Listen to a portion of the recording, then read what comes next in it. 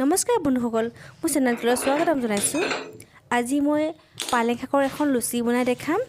এতিয়া প্ৰথমে মই পানীখিনি গৰম কৰি লৈছোঁ। এতিয়া পালেং শাকখিনি অলপ বইল কৰি ল'ম। এই কেৰাহীখনত মই পালেং শাকখিনি দি দিছোঁ।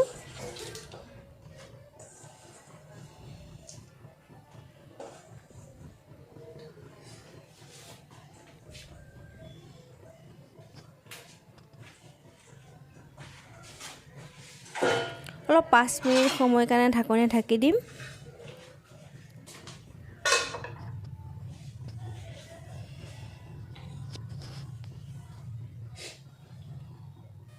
এই 5 মিনিট হৈ গ'ল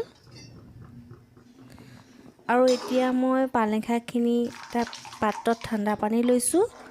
আপোনালোকে আইচ ব্যৱহাৰ কৰিব পাৰে, মোৰ এতিয়া আইচ নাই, সেইকাৰণে ঠাণ্ডা পানী লৈছোঁ আৰু ঠাণ্ডা পানী দি তিয়াই থৈছোঁ। ঠাণ্ডা হ'লে মই মিক্সিত পিচি ল'ম।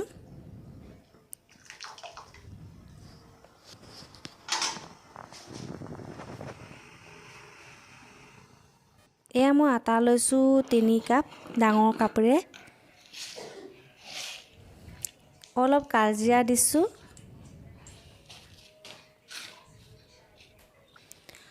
আৰু ৰিফাইন তেল 2 চামুচ,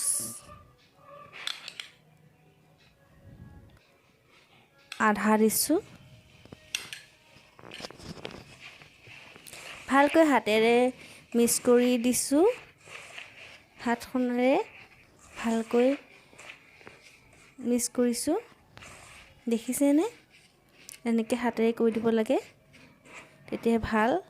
আটাটো লাডু হৈ দিব নালাগে, গোটা বান্ধিলে ভাল নহয়। গোটাবোৰ আঁতৰাই দিছোঁ মই।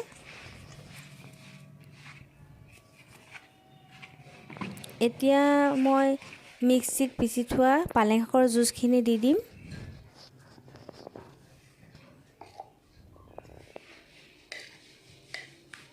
এয়া চাওক, পালেং শাকৰ জুচখিনি মই আটাত মিলাই ল'ম।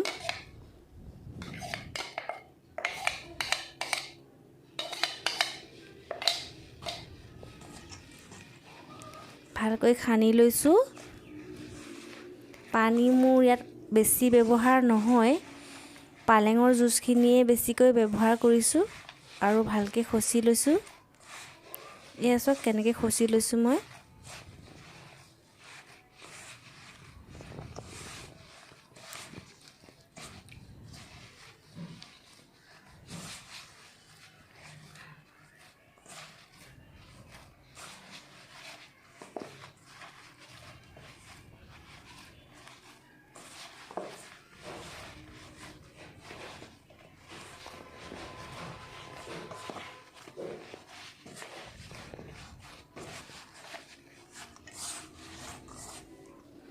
অকণমান গিলাচতে পানী থৈছিলোঁ মই, অকণমান দিছোঁ, বেছিকৈ ব্যৱহাৰ নাই কৰা।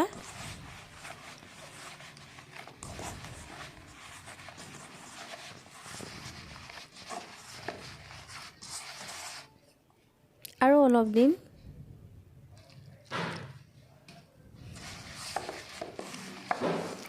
ভালকৈ খচি খচি মিলাই দিছোঁ।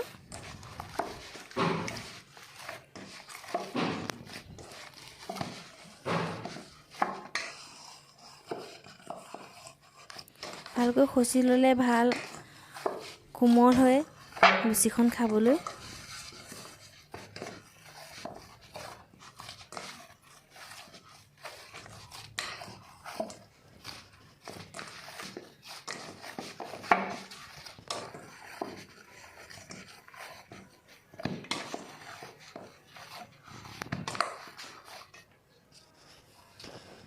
আৰু অকণ ৰিফাইন তেল দি পেলাই মই খচি দিছোঁ।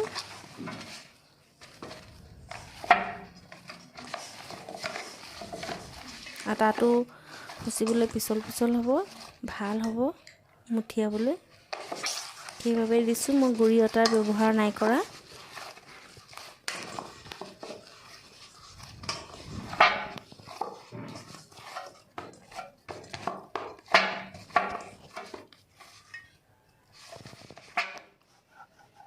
এয়া চাওক কালাৰটো কিমান ধুনীয়া হৈছে। এতিয়া মই অলপ অলপকৈ লাডু বনাম।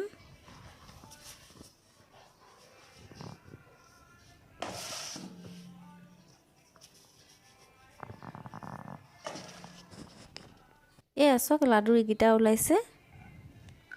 এতিয়া মই এখন এখনকৈ লুচি বেলি গৈছোঁ।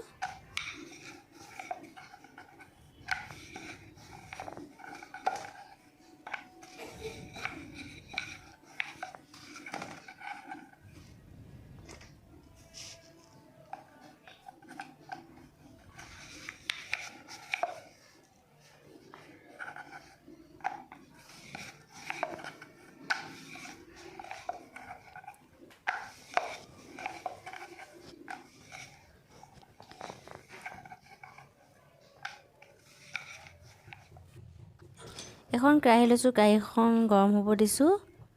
এতিয়া তেলখিনি দি দিছোঁ। তেলখিনি গৰম হোৱাৰ পাছত এখন এখনকৈ লুচি বনাব আৰম্ভ কৰিম।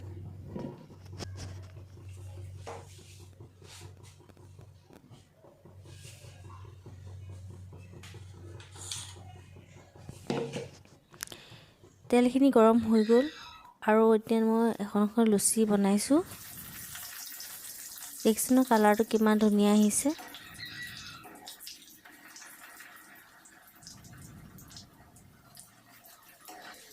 আপোনালোকৰ ঘৰত বনাই খাব পাৰিব।